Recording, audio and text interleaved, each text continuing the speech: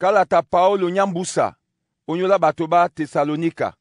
Tesalonika nyambusa epasa boso.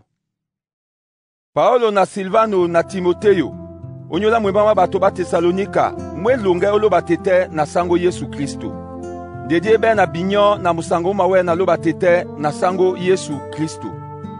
Janga membola loba masoma onyola nyuponda yese abonate kanani kanyanga meno ebanya jemi ala nyu di manyaka ndolo binyo be selo mali anele no pe e matondo tete na mo nyanyute kanyena di masese onyola nyu omiemba maloba onyola welisane na jemi ala nyu omitakisa manyu mese na ondenge nyena lo malembe no ni kanyende eyemba namba kwa loba ni tem na sim na lo langa be kabadunga men onyola janya la loba lena onyola onde lo makusano ndenge ebanya yende loba lambu di tem na sim otimisele baba matakisa binyo mitakisa nde binyo bena lo matakisa bepe wumse mwimba na biso oponda sango Yesu ama bisa beno we ala moy mwimba na angela nginyao otete na misonji maweya okokise babena basi biloba na basi madube miangoma bwa masangwa su Yesu bena be kokse di babu bende di bumbe la bundea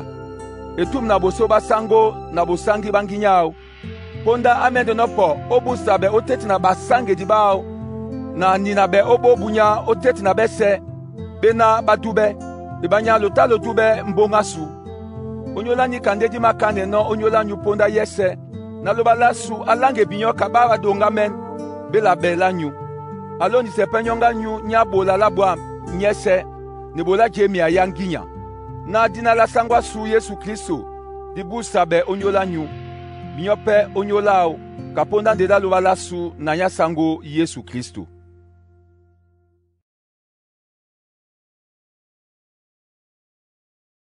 Tesalonika nyambusa bepasi beba disosome di binyo abonate na onyola bepoye di basangwa su Yesu Kristo na onyola ndonga mena su na mo losi wamse pungwa be mlopo to gbesa be bongo na mdime dinge to ne yala tona kalati bamakwala nona ewunde na biso kabiana bunya wasango boma jukeya to moto asi wondo binyo onya itopo ibanya ponda pawe nyanga menselepo mutabobe pe abi isabe muna de bumbe mtengene mese numa se momene omoyanje yese emabila be na loba to yena ba mowe no kanyena amaja o tempe la loba aliele momene kaluba lo simongele pe na natana langu ya binyonika nipona natano ombo anyue tatan lo bisonje yemo mwekan na atatende bi isabe opondao ibanja esoka bobe emabotia ebolao nde nunye mo mwekan natena tata anga mensele tindame to dengenya bobe amabi isabe nyena sango Yesu amen no bole diboma na weya mdumbu mao na sinele pemo na mwaema bepoye dibao bepoye dibanya bobe be mabende kaponda nguma satan unginya nyese na bimba na betanse dibalu bangu na oma wondo makani sitem na simese onyola baba manyame ibanja baseme di tondo mbale nyena ni wusa jongise babo onyola nika loba amalomi ababo nginya pambilan na badube lubangu na nabesebe na basita badube mbale nde badolisane nde kanisi tem na sim bakaisabe nde biso janga membola loba masoma onyola nyuponda yese abonate batondo be na sango ibanya loba aposi binyona tena obebotedi na longi sabe tongu ya na sangi sabe di mawe na muti na tongu ya na dube lo dube no mbale onyola ni kapende abele no binyo tongu ya na miango masu mabram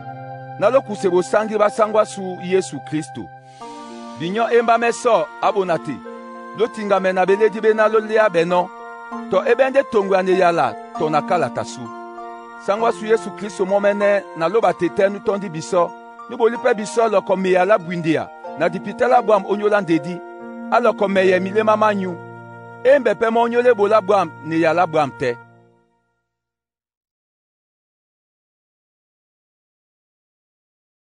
Tesalonika nyambusa bepasi belalo nde abonate kana onyola suna e yala sango elanyi ekusepe edube kana ombo anyu na nadi sungabe otete na bato bampenga na babobe Ibanya seto be sende badube. Nde sango embale. Amende jembe na tata binyo obobe. Jembaki onyola nyu osango na lomabola. Lumende pe bola nje di maniano binyo. Nde sango atese milema manyu ondola loba na owelisanela Kristo. Di mania binyo abonate. Odinela sango su Yesu Kristo. Na lo pandi se binyo mene etum. Na muna sango tenu madangwe kanisanga men. Esibe kaponda miekalo kusano biso. Binyo mene lobi neni langa meno jembilane biso. Ibanya biso disita di dangwa kanisanga me otete na nyu. Diside di dala tomoto tete. Nde di wedi nde ntu na ndutu bolu na mwese. Na disibe tomo nyanyu muuna. Seto na disita di bene bobuam. Nde na di bole binyo eyemblan o manyolo masu momene. Na le mbilane biso. Ibanya ni ponda dita na ombo anyu. Dita di bola binyo biane dina. Nunu si memeye obola ebolo asida peto. Ibanya di masenga na dongola nyu.